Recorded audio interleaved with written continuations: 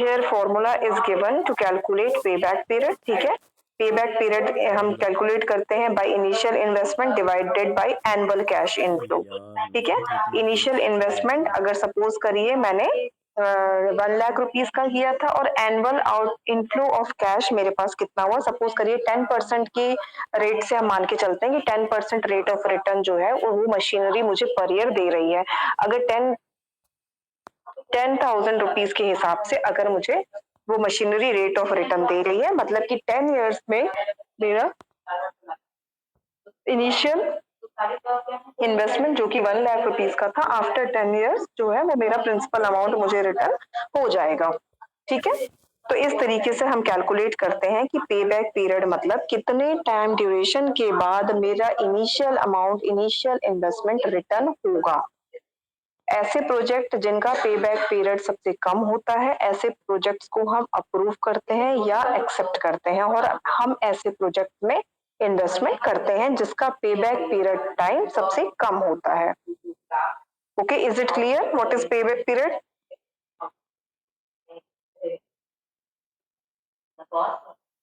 Yes ma'am.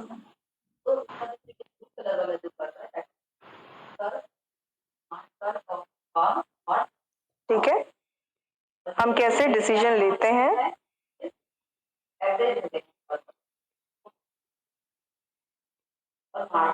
देखो, project जिसका lower period, lower payback period रहता है उसको हम एक्सेप्ट करते हैं, और वो प्रोजेक्ट जिसका हायर पेबैक पीरियड रहता है उसको हम रिजेक्ट करते हैं।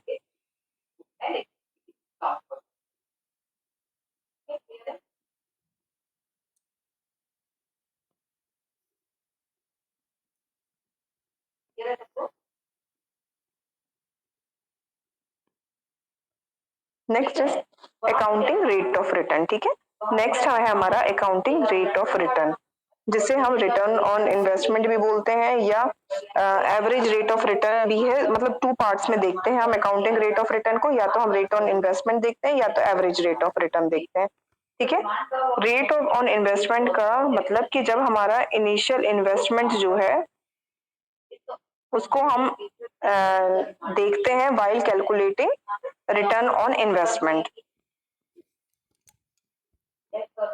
ठीक है, और एवरेज रेट ऑफ रिटर्न मतलब सपोज करिए आफ्टर 5 इयर्स मैंने कैलकुलेट किया कि कोई भी प्रोजेक्ट मुझे पर एनम पे कैसा रेट ऑफ रिटर्न दे रहा था, उसका जब मैंने एवरेज निकाला, या ऑन एन एवरेज मुझे ये पता है कि अगर मैं देखूंगी कि आफ्टर 5 इयर्स मैंने प्रिंसिपल अमाउंट जितना भी लगाया था उसके ऊपर का अमाउंट जितना मेरे पास है, जो मेरा प्रॉफिट है, जो मेरी इनकम हुई है, या जो मेरा मनी का इन्वेस्टमेंट का ग्रोथ हुआ है, वो ऑन एन एवरेज कितना परसेंटेज है, और उसके अकॉर्डिंग मैं ये बोल सकती हूँ कि एवरेज रेट ऑफ रिटर्न उस पर्टिकुलर इन्वेस्टमेंट पर मेरा क्या है, मेरा क्या एवरेज रेट ऑफ रिटर्न है उस पर्टिकुलर इन्वेस्टमेंट पे।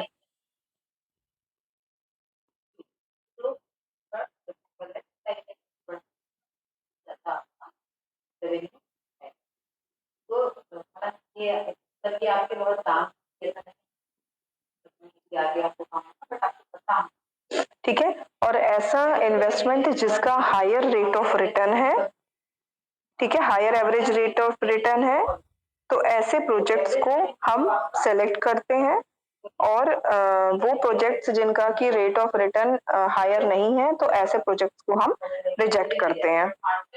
डिसीजन क्राइटेरिया था ना अभी कुछ?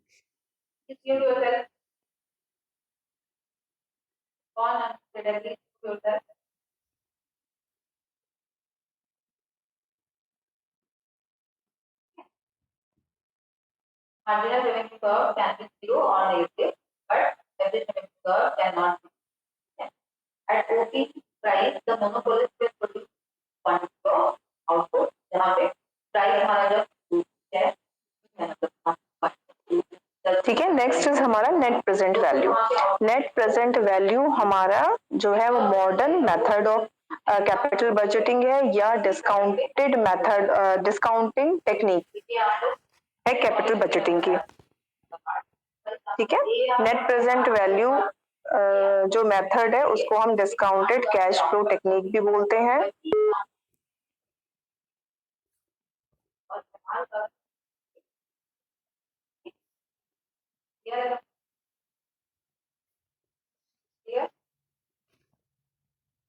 ठीक है, नेट प्रेजेंट वैल्यू का मतलब हम इसमें time value of a particular project, ठीक है, इस पर्टिकुलर प्रोजेक्ट का टाइम ड्यूरेशन कितना है, ठीक है, दूसरा इस पूरे ड्यूरेशन में, इस पूरे टाइम में प्रोजेक्ट की क्या वैल्यू है या क्या वो इनफ्लो ऑफ, मतलब उसमें कितना आउटफ्लो ऑफ कैश रहेगा हमारा, हमें कितना इन्वेस्टमेंट करना है, दूसरा क्या इनफ्लो ऑफ,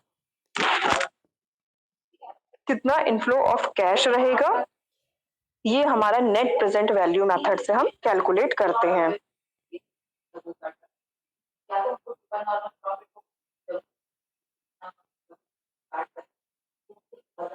ठीक है, और इसमें जितने भी कैश के इनफ्लो और आउटफ्लो है उसको हम कन्वर्ट करते हैं प्रेजेंट वैल्यू में। उसके थ्रू हमें ये पता चलता है कि किसी भी प्रोजेक्ट का नेट प्रेजेंट वैल्यू क्या है, नेट प्रेजेंट वैल्यू के अकॉर्डिंग ही क्या हमें उस पर्टिकुलर प्रोजेक्ट में इन्वेस्टमेंट करना है या नहीं करना है। तो या फिर आप कह सकते हो जो नॉर्मल प्रॉफिट है उसको ठीक है, इसमें देखिए नेट प्रेजेंट वैल्यू जो है वो हम present value of cash inflow और present value of cash outflow, इसके थ्रू हम नेट प्रेजेंट वैल्यू जो है किसी भी प्रोजेक्ट की कैलकुलेट करते हैं। ठीक है, अगर नेट प्रेजेंट वैल्यू हमारी पॉजिटिव है तो मतलब वो पर्टिकुलर प्रोजेक्ट जो है एक्सेप्टेबल है, और नेट प्रेजेंट वैल्यू अगर नेगेटिव है तो वो हमारे लिए रिजेक्ट है।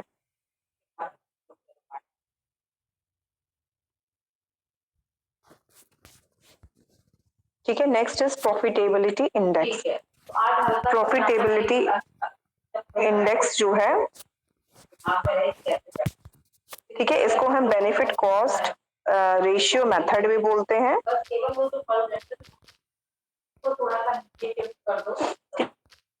वैल्यू में वैल्यू जो है कैश इनफ्लो की और प्रेजेंट वैल्यू जो है वो कैश आउटफ्लो की, ठीक है, उस present value of cash inflow को जब हम डिवाइड करते हैं present value of cash outflow से, तो जो हमारे पास रिजल्ट आता है that is called profitability index.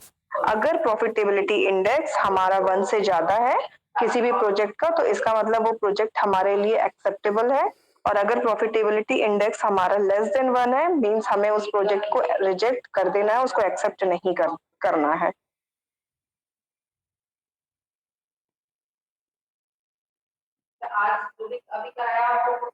ठीक है, अगर मान लीजिए मेरे पास 2 से 3 ऑप्शंस अवेलेबल हैं, तो ऐसा ऑप्शन जिसमें कि नेट प्रेजेंट वैल्यू हायर है, तो ऐसे प्रोजेक्ट को मुझे चूज करना है। Okay, next is internal rate of return.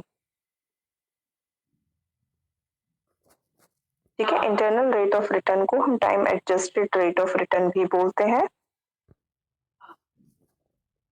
ठीक है, इंटरनल रेट ऑफ रिटर्न जो है वो रेट ऑफ रिटर्न है जहां पे नेट प्रेजेंट वैल्यू किसी भी प्रोजेक्ट का 0 हो जाता है। ठीक है, आप लोग इसको एक बना करके ठीक है, इंटरनल रेट ऑफ रिटर्न मतलब वो कंडीशन जहां पर हमारी present value of cash inflow equivalent होती है present value of cash outflow के बराबर में।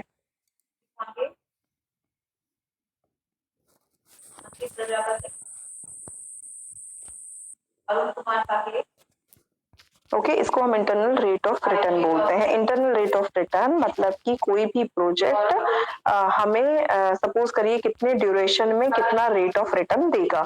7% रेट ऑफ रिटर्न है, 8% रेट ऑफ रिटर्न है, 9% है या 10% है।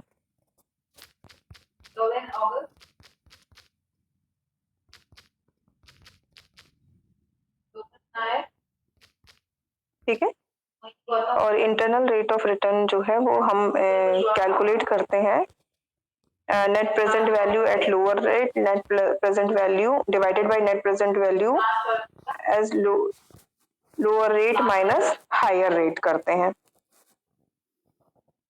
ठीक है। नेट प्रेजेंट वैल्यू मतलब क्या रेट ऑफ रिटर्न है, हायर रेट ऑफ रिटर्न और लोअर रेट ऑफ रिटर्न। हम दो रेट ऑफ रिटर्न निकालते हैं। मान लीजिए कभी भी आप इन्वेस्टमेंट के लिए जाते हैं, सपोज करिए कि म्यूचुअल फंड में ही है कि हम बात करते हैं। जब आप म्यूचुअल फंड में इन्वेस्टमेंट के लिए जाते हैं तो जो एसेट मैनेजर होता है, एसेट मैनेजमेंट कंपनी का, जिसके थ्रू आप म्यूचुअल फंड में इन्वेस्ट कर रहे हैं या म्यूचुअल फंड में आपका इन्वेस्टमेंट हो रहा है, तो वो जब आप उनके पास जाते हैं तो उसी टाइम पे वो आपको ये ऑन एन एवरेज आपको बताते हैं ना कि मार्केट ऐसा चल रहा है और उसमें आप क्या एक्सपेक्ट कर सकते हैं कि आपको कितना रेट ऑफ रिटर्न मिलेगा। ऐसा होता है ना, बताया जाता है ना कि आपका आपका जो इन्वेस्टमेंट है वो आपको इतने से इतने के बीच में रिटर्न दे सकता है अगर मार्केट ऐसा ही चलता रहा जैसा कि अभी प्रेजेंटली चल रहा है। ऐसा बताया जाता है ना, यस और no?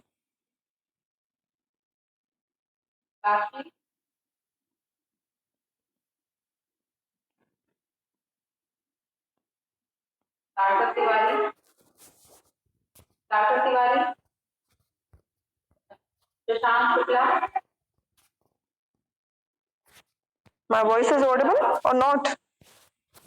Yes, ma'am, you are yes ma'am Audible. Audible है ना? तो बताइए ना बेटा। मैं ये पूछ रही हूँ कि जब आप म्यूचुअल फंड में इन्वेस्टमेंट के लिए जाते हैं तो म्यूचुअल फंड कंपनी में से आप ये पूछते हैं कि भाई हमारा इन्वेस्टमेंट जो है वो हमें कितना रेट ऑफ रिटर्न दे सकता है। तो वो आपको एक रेंज बताते हैं ना कि अगर मार्केट कंडीशंस फेवरेबल रहती हैं, अगर मार्केट सही रहता है तो आपको क्या रेट ऑफ रिटर्न मिल सकता है। बताते हैं, नहीं बताया जाता है? Yes, ma'am. Yes, ma'am.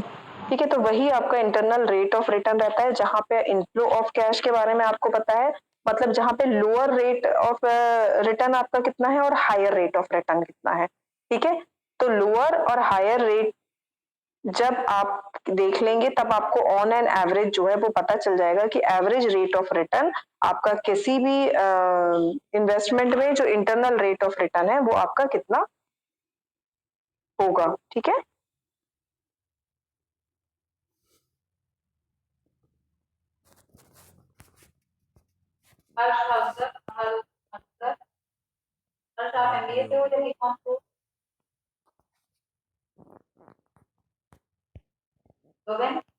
Okay, this is all about capital budgeting technique. ठीक है, ये आपका क्या है, कैपिटल बजटिंग टेक्निक है। ओके, वेट अ मिनट बेटा।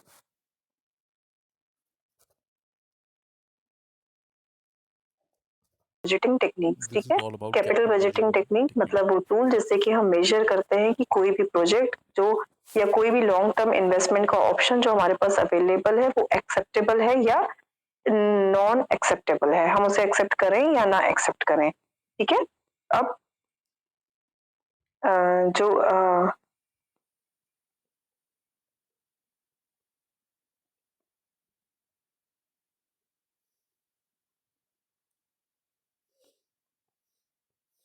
ठीक है, तो कैपिटल बजटिंग टेक्निक्स के थ्रू जो है वो हमें हमेशा ये देखते हैं कि हमें किस तरह के इन्वेस्टमेंट में जो है इन्वेस्टमेंट करना है, किस तरह के इन प्रोजेक्ट में इन्वेस्टमेंट करना है।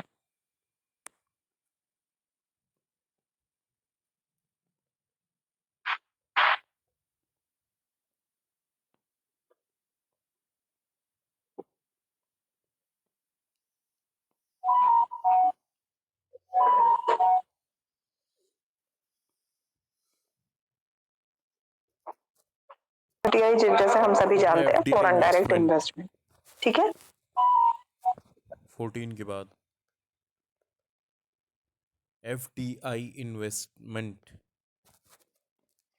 अब फॉरेन डायरेक्ट इन्वेस्टमेंट हम सभी को पता है कि वो इन्वेस्टमेंट जो कि हम किसी फॉरेन कंट्री में कर रहे हैं या कोई फॉरेन कंट्री जो है वो सपोज करिए इंडिया में इन्वेस्टमेंट कर रही है, तो वो हमारा फॉरेन डायरेक्ट इन्वेस्टमेंट कहलाएगा।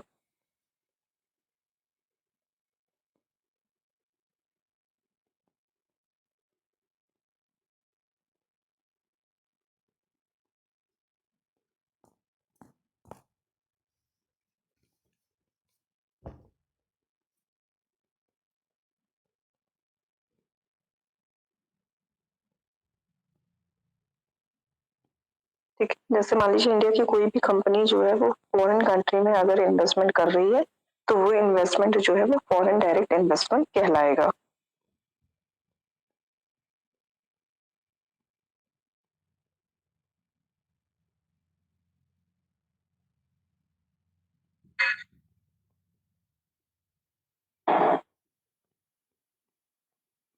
ठीक है, अब इन्वेस्टमेंट जो है वो आपका किसी भी तरीके से हो सकता है, जैसे मान लीजिए कोई आपने सोर्स ऑफ मटेरियल को एक्वायर किया या कंपनी का फुटप्रिंट आपने एक्सपेंड किया वहां तक फॉरेन कंट्री में, या कोई मल्टीनेशनल प्रेफरेंस जो है वो आपने डेवलप किया। ठीक है, अब प्रेजेंटली अगर हम बात करें कि 2020 तक जो था यूएस जो है वो सेकंड पोजीशन में था to attract foreign direct investment. ठीक है, और चाइना जो था वो फर्स्ट कंट्री है जिसमें सबसे ज्यादा एफडीआई के लिए प्रमोट किया जाता है, फॉरेन डायरेक्ट इन्वेस्टमेंट के लिए।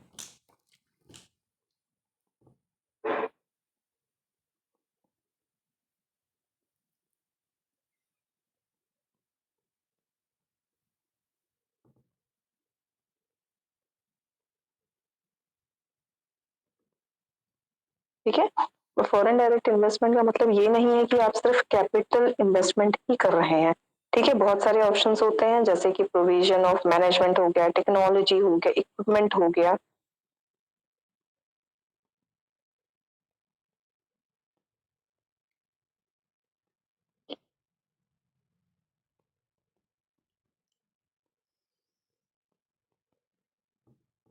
ठीक है, और फॉरेन डायरेक्ट इन्वेस्टमेंट जो है वो बहुत सारे तरीकों से किया जा सकता है, जैसे कि मान लीजिए आपने एक सब्सिडरी ओपन करी या एक एसोसिएट कंपनी ओपन करी फॉरेन कंट्री में, या एक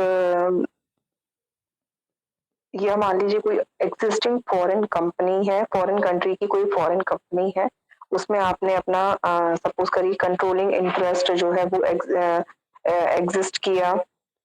ठीक है, या फिर मर्जर या जॉइंट वेंचर किसी फॉरेन कंपनी के साथ किया, तो इस तरीके से भी ये भी चीज जो है वो फॉरेन डायरेक्ट इन्वेस्टमेंट कहलाती है।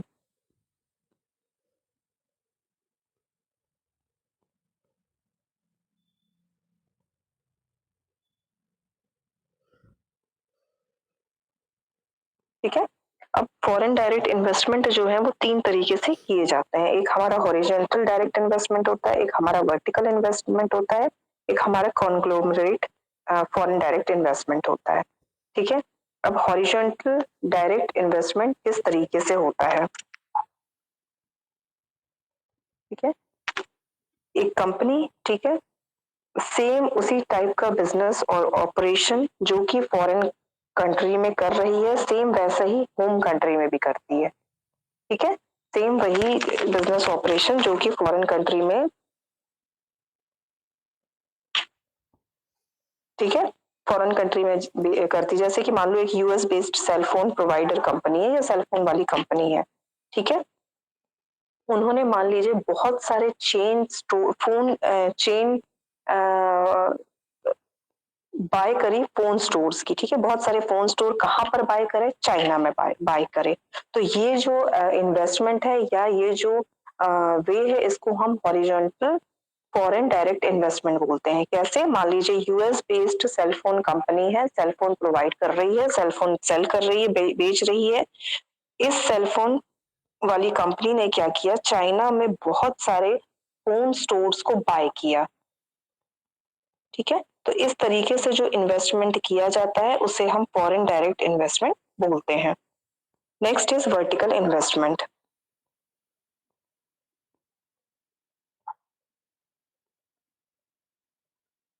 ठीक है, वर्टिकल इन्वेस्टमेंट में क्या होता है कि सपोज करिए एक यूएस की मैन्युफैक्चरिंग कंपनी है। ठीक है, उसको किसी फॉरेन कंपनी जहां से कि वो अपना रॉ मटेरियल मंगवाती थी या रॉ मटेरियल की जरूरत पड़ती थी, उसी कंपनी में जो है वो सपोज करिए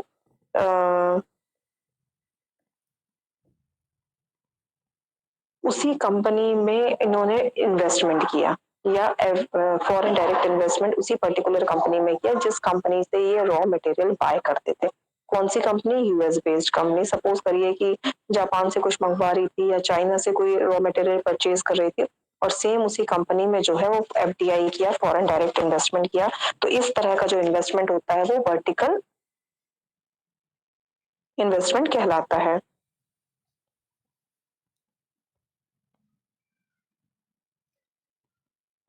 ठीक है। और जो conglomerate type of foreign direct investment होता है, ठीक है, इसमें क्या होता है कि कंपनी ऐसी प्रोजेक्ट में या ऐसी जगह पर इन्वेस्टमेंट करती है जिस तरह के वर्क में उस पर्टिकुलर कंपनी का कोई लेना देना नहीं होता है, या उस पर्टिकुलर प्रोडक्ट में इन्वेस्टमेंट करती है जिस प्रोडक्ट को ये पर्टिकुलर कंपनी नहीं बना रही है।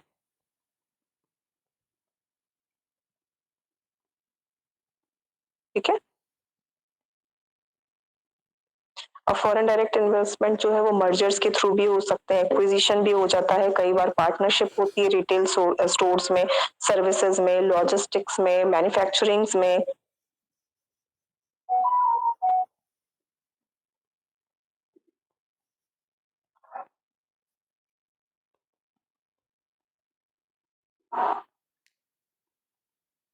बोलो यार, ठीक है। अब मुझे तो जैसे जो चाइना है वो हम देखते हैं कि वहां पे क्या है, वहां पर बहुत ज्यादा जो है हाईटेक मैन्युफैक्चरिंग है और सर्विसेज है।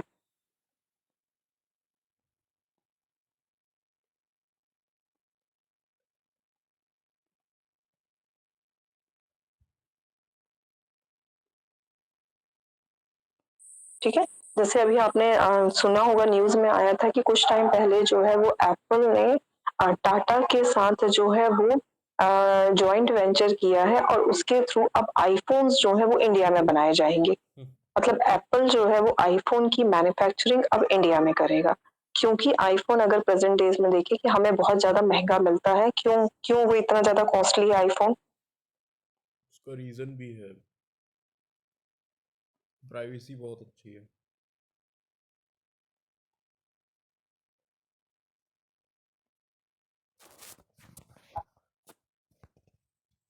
क्योंकि मैम जीएसटी टैक्सेस बहुत ज़्यादा लग जाते हैं अदर हाँ कंट्री से यहाँ आने में। हाँ। और दूसरा ये है कि उसकी टेक्नोलॉजी या उसमें जो टेक्निक्स है, ठीक है, वो बहुत ही ज्यादा अपग्रेडेड है। हम ये बोल सकते हैं कि बहुत ही ज्यादा अपग्रेडेड है, इसलिए वो कॉस्टली है। और वो इसलिए भी कॉस्टली है कि भाई वो एक मान लीजिए यूएस बेस्ड कंपनी है सपोज करिए, तो वो वहां से यहाँ तक आने का जो वो है, वहां से यहाँ तक मंगवाने का जो है उस पर्टिकुलर प्रोडक्ट को, तो हमें बहुत ज्यादा कॉस्टली पड़ जाता है। ठीक है। तो इसीलिए आईफोन्स जो है वो इतने ज्यादा कॉस्टली ये हैं। बात भी सही अब कह अगर हम सकते ये हैं, बात करें कि अगर मान लीजिए प्राइवेसी सेम वही ज्यादा है। आईफोन अगर एप्पल जो है वो यहाँ पर आके मैन्युफैक्चरिंग करेगा आईफोन का, जैसे कि टाटा के साथ उनका हुआ है, ठीक है, एग्रीमेंट कि वो आईफोन जो है यहाँ पे मैन्युफैक्चरिंग किए जाएंगे, तो उसका कॉस्ट जो है वो अल्टीमेटली कम हो जाएगा और हम सभी लोगों के लिए वो available available in the sense कि हम लोग उसको हम सब लोगों के लिए एक्सेसिबल हो जाएगा, कि हम लोग उसको परचेज करने के बारे में सोचेंगे कि भाई हम उसको परचेज कर सकते हैं, क्योंकि उसका कॉस्ट जो है वो कुछ हद तक कम हो जाएगा। तो इस तरह के भी जॉइंट वेंचर्स होते हैं।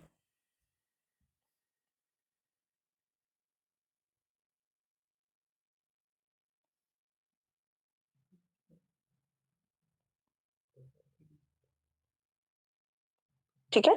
और एफडीआई जो है वो एक बड़े प्लेटफॉर्म पर किया जाता है। इसमें क्या है कि कंपनी की ग्रोथ को एनहांस करना जो है वो मेन मोटिव होता है। ठीक है। इकोनॉमिक ग्रोथ होती है इससे, इकोनॉमिक ग्रोथ को हम मेंटेन कर सकते हैं दोनों ही कंट्री का, चाहे वो रेसिपिएंट कंट्री हो चाहे वो इन्वेस्टमेंट करने वाली कंपनी हो।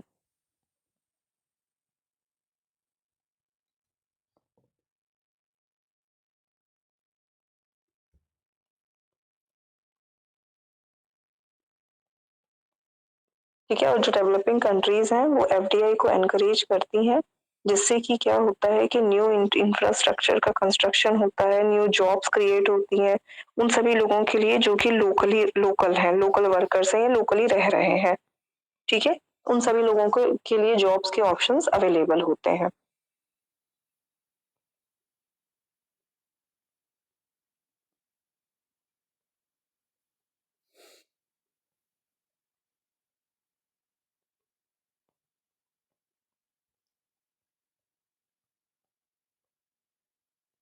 Okay, that's all for today's class. Anyone of you please take the screenshot of attendance.